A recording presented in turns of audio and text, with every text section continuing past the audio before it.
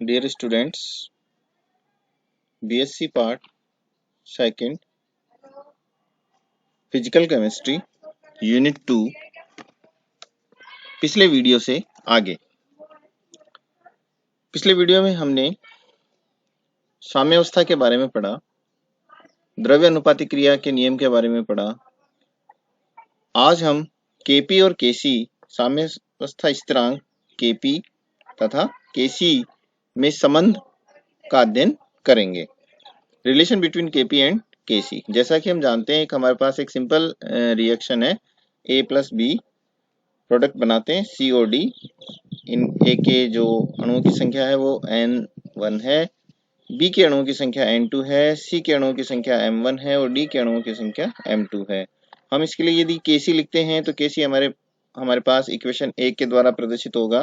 Kc equals to active concentration of C power M1 हो जाएगी, active concentration of D power M2। इसी तरह से रिएक्टेंट के लिए, रिएक्टेंट A के लिए है active concentration of A power N1 and active concentration of B power N2। यदि हम यही रिलेशनशिप किसके लिए लिखना चाहें, Kp के रूप में लिखना चाहें, तो यहाँ पर हम कंसंट्रेशन की जगह जो है प्रेशर यूज करेंगे। तो Pc power M1 into Pd power M2 upon Pa power N1 and Pb power N2। समीकरण 1 को हम इस प्रकार भी लिख सकते हैं, क्योंकि जो एक्टिव कंसंट्रेशन है C स्क्वायर ब्रैकेट में बंद है, इसका मतलब है ये एक्टिव कंसंट्रेशन या सक्रिय सांद्रता है। सक्रिय सांद्रता को हम C के रूप में भी लिख सकते हैं। तो इक्वेशन 1 को हम इस तरह से भी लिख सकते हैं, Kc equals to Cc M1 into Cd power M2 Ca power N1 into Cb power N2। हम जानते हैं कि PV इक्वल्स टू होता है NRT, PV इक्वल्स टू होता है NRT। अगर हम V को नीचे ले जाएंगे तो हमारे पास इक्वेशन हो जाएगी P equals to N upon V RT, या P बराबर हमारे पास हो जाएगा CRT। जहां भी हमारे पास इक्वेशन नंबर 2 में P है, P की जगह हम क्या रख देंगे, CRT रख देंगे। तो हमारा Kp चेंज हो जाएगा। किस प्रकार से देखिए हमारा Kp चेंज होगा, यहाँ पे हम देखते हैं। ये देखिए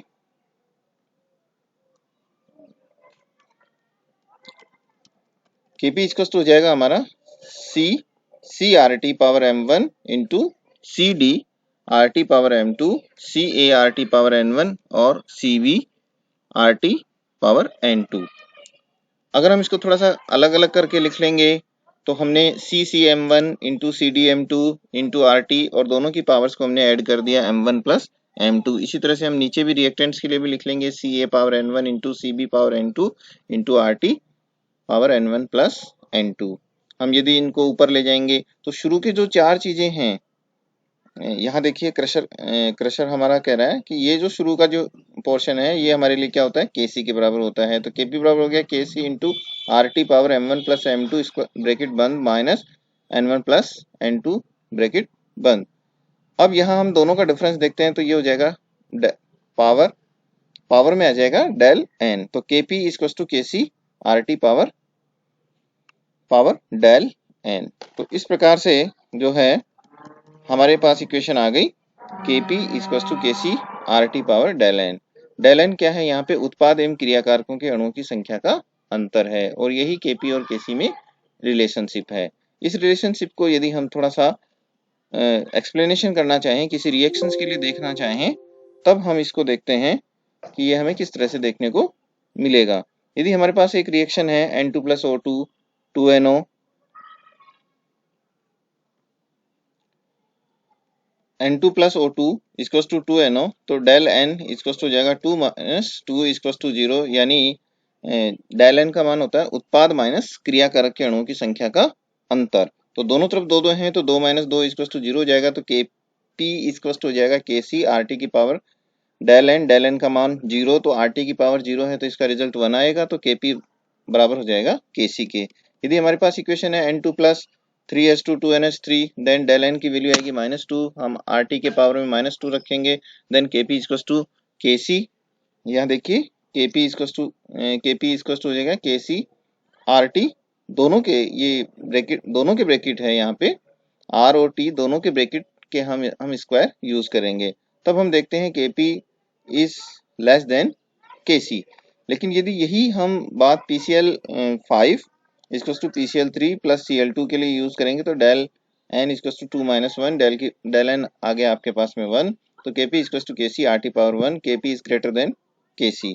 अतः हम कह सकते हैं कि केपी केसी के बराबर हो जाता है जब डेल एन का मान 0 होता है, केपी का मान कम हो जाता है यदि डेल एन का मान ऋणात्मक संख्या आती है, और केपी का मान ज्यादा होता है यदि डेल एन का मान धनात्मक संख्या आती है। तो ये हुआ हमारा केपी और केसी के बारे में रिलेशन और उसका डिस्क्रिप्शन। अब हम बात करते हैं साम्यावस्था को प्रभावित करने वाले कारक। आखिर वो कौन से कारक हैं जिसके कारण साम्यावस्था प्रभावित होती है, या अग्र दिशा में चलेगी या वो पश्च दिशा में चलेगी। कहने का मतलब है कि रिएक्टेंट ज्यादा प्रोडक्ट बनाएंगे या प्रोडक्ट वापस रिएक्टेंट्स में टूट जाएंगे। इसके लिए जो है हमारे पास कौन कौन से फैक्टर हैं जिनके कारण ये प्रभावित होती है। कंसंट्रेशन देख लीजिए कि अगर हम रिएक्टेंट की कंसंट्रेशन बढ़ाएंगे तो अभिक्रिया जनरली या सामान्यतः जो है उत्पाद धीरे धीरे बनाते हैं, तो रिएक्टेंट की कंसंट्रेशन कम हो जाएगी और उत्पाद की कंसंट्रेशन बढ़ती चली जाएगी।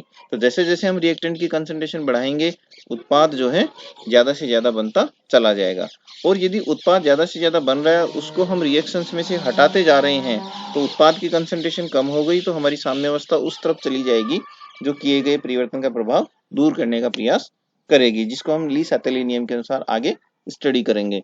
तो सांद्रता जो है साम्यावस्था पर क्रिया करके सांद्रता यदि आप बढ़ाने पर अभिक्रिया अग्र दिशा में चलेगी, उत्पाद की सांद्रता घटाएंगे या हटाएंगे उत्पाद पर साम्यावस्था अग्र दिशा की ओर यानी पश्च दिशा में वापस जो है बैकवर्ड रिएक्शन स्टार्ट हो जाएगी, अर्थात ज्यादा से ज्यादा जो है प्रोडक्ट बनने लगेंगे। यानी दोनों ही स्थितियों में या तो हम रिएक्टेंट की कंसंट्रेशन बढ़ाएं या फिर उत्पाद की कंसंट्रेशन कम करें, दोनों ही स्थितियों में रिएक्शन जो है अग्र दिशा की ओर जाएगी। ठीक है, यानी ज्यादा से ज्यादा जो है उत्पाद बनेंगे। दूसरा हमारा फैक्टर है वो है दाब। दाब का फैक्टर जो है इस प्रकार से निर्भर करता है कि यदि जो है रिएक्शन में क्रियाकारक के अणु रिएक्शन और किसी रिएक्शन में क्रियाकारक और उत्पाद के अणुओं की संख्या में कितना अंतर है। दाब का पहला जो हमारा फैक्टर आएगा ये दाब प्रेशर। दाब का प्रभाव मुख्यतः गैसीय अभिक्रियाओं पर पड़ता है यदि क्रियाकारक उत्पाद में अणुओं की संख्या में अंतर होता है। डेल एन का मान अगर 0 होता है तो दाब पर कोई प्रभाव नहीं पड़ता, N2 प्लस O2 2NO बन जाएगा। कोई इस रिएक्शन पर प्रेशर का कोई प्रभाव नहीं पड़ेगा क्योंकि दोनों तरफ क्या है दाब के अणुओं की संख्या समान है। H2I2 की रिएक्शन के लिए भी सेम यही कंडीशंस लागू होगी, प्रेशर बढ़ाने या घटाने पर इस रिएक्शन पर कोई प्रभाव नहीं पड़ेगा क्योंकि दोनों तरफ अणुओं की संख्या है बराबर है। यदि हम N2 प्लस 3H2 की बात करें तो यहाँ पे रिएक्टेंट के अणुओं की संख्या ज्यादा है और उत्पाद में अणुओं की संख्या कम है। कहने का मतलब है कि रिएक्टेंट्स को ज्यादा नजदीक लाने के लिए हमें अधिक प्रेशर लगाना पड़ेगा, जब हम दाब अधिक लगाएंगे तो अभिक्रिया अग्र दिशा की ओर अग्रसर हो जाएगी। तो लगातार हमें प्रेशर हाई रखना पड़ेगा, तभी हमें ज्यादा से ज्यादा जो है अमोनिया उत्पाद के रूप में प्राप्त होगी। यदि हम इसको अगली रिएक्शन के लिए देखें 2SO2 प्लस O2 बनेगा 2SO3, तो भी यही जो है हमें क्रियाकारकों पर अधिक दाब लगाना पड़ेगा। अधिक दाब लगाने पर हमें अधिक मात्रा में जो है SO3 या सल्फर ट्राइऑक्साइड मिलेगी। उक्त रिएक्शन में दाब बढ़ाने पर साम्य अग्र दिशा में अग्रसर होगा, दाब कम करने पर इसका विपरीत हो जाएगा और साम्य पश्चिम दिशा की ओर अग्रसर होगा। लेकिन यदि हम PCl5 की बात करें जिसमें उत्पाद में जो है क्रियाकारक के अणुओं की संख्या ज्यादा है, तो इस रिएक्शन पर यदि हम प्रेशर बढ़ाएंगे तो PCl3 प्लस Cl2 जो कि हमारे उत्पाद हैं वो वापस क्रियाकारक में बदलने लगेंगे और अभिक्रिया पश्चिम दिशा की ओर अग्रसर हो जाएगी। तीसरा हमारा जो फैक्टर है वो है टेम्परेचर। ताप परिवर्तन से अभिक्रियाओं की प्रकृति में भी अंतर आता है। एक ऊष्माक्षेपी अभिक्रिया से उत्पाद की अधिकतम मात्रा प्राप्त करने के लिए अभिक्रिया मिश्रण का ताप उच्च नहीं होना चाहिए। ऊष्माशोषी अगर अभिक्रिया है, ऊष्माक्षेपी की बात है ये, अगर ऊष्माशोषी है तो हमें लगातार टेम्परेचर बढ़ाना पड़ेगा, तभी हमें जो है हायर उच्च जो है अधिक प्रोडक्ट मिलेगा। तो ताप परिवर्तन से अभिक्रियाओं की प्रकृति में भी अंतर आता है। अगर ऊष्माक्षेपी अभिक्रिया से उत्पाद की अधिकतम मात्रा प्राप्त करने के लिए हमें मिश्रण का ताप उच्च नहीं रखना चाहिए, कम रखना चाहिए। लेकिन अगर अभिक्रिया ऊष्माशोषी है तो उत्पाद की अधिकतम मात्रा प्राप्त करने के लिए अभिक्रिया मिश्रण का ताप उच्च होना चाहिए या उच्च रखना चाहिए। तो ये हुए हमारे पास 3 इम्पोर्टेंट या महत्वपूर्ण कारक। अब हम बात करते हैं साम्य स्थिरांक Kc एवं मुक्त ऊर्जा डेल जी नॉट में संबंध। इसी रासायनिक अभिक्रिया में मुक्त ऊर्जा परिवर्तन को हम निम्न प्रकार से लिखते हैं, डेल जी हो जाएगा जी उत्पाद माइनस जी क्रियाकारक। डेल जी यहाँ पर 0 है तो तंत्र साम्यावस्था में होगा, तंत्र से कोई कार्य नहीं किया जाएगा। डेल जी का मान यदि 0 से अधिक है या धनात्मक मान है तो तंत्र पर कार्य करने से ही रिएक्शन संपन्न होगी, रिएक्शन अपने आप या स्वतः संपन्न नहीं होगी। डेल जी का मान यदि 0 से कम है, ऋणात्मक मान है, तो रिएक्शन स्वतः संपन्न कुछ कार्य भी करना होगा। यानी डेल जी का मान यदि 0 से कम है यानी नेगेटिव मान है तो अभिक्रिया स्वतः संपन्न होगी और कुछ कार्य भी होगा। ये बेसिक डिफरेंस है, थोड़ा सा देख लीजिए आप। अभिक्रिया से जितनी अधिक मात्रा में कार्य किया जाता रहेगा उतनी अधिक अभिक्रिया साम्य से विस्थापित होती रहेगी। अतः डेल जी को किसी अभिक्रिया के लिए प्रेरक बल के रूप में जाना जाता है। यदि अभिक्रिया को स्थिर दाब पर किसी ताप स्थायी में संपन्न कराने पर डेल जी की हमारे पास इक्वेशन है, del G equals to del H minus T del S, या minus del G equals to minus del H plus T del S. Reaction को स्थिर आयतन पर संपन्न होने पर प्रेरक बल हेल्महोल्ट्ज फलन जो हमें मिलेगा वो minus del A equals to minus del U plus T del S. एक सामान्य रिएक्शन के लिए N1A plus N2B M1C plus M2D। वान टॉप समतापी के अनुसार यही इक्वेशन को हम लिख देंगे, del G equals to del G naught plus R T L N. यहाँ पर प्रेशर आ जाएगा प्रोडक्ट्स का और बटा रिएक्टेंट्स का, तो Pc power M1 into Pd power M2 Pa power N1 and Pb power N2। साम्यावस्था होती है तो साम्यावस्था पर हम जानते हैं कि डेल जी का मान क्या होता है, 0 होता है। साम्यावस्था पर डेल जी का मान 0 होता है तो डेल जी 0 कितना हो जाएगा, equals to minus R T L N K P. अगर हम एल एन जो प्रेशर के फॉर्म में जो है, यहाँ पे देखिए क्रशर जहाँ पे रन कर रहा है, ये देखिए ये वाला जो पोर्शन है इसको आप हम क्या मान लेंगे, केपी मान लेंगे। और हम ये भी जानते हैं कि केपी हमने पहले भी जो पहला जो वीडियो था उसमें हमने देखा था कि इसकी जो वैल्यू होती है वो केपी के बराबर होती है। तो डेल जी का मान इस रिएक्शन में अपन 0 रखेंगे तो डेल जी नॉट हो जाएगा equals to minus R T L N K P.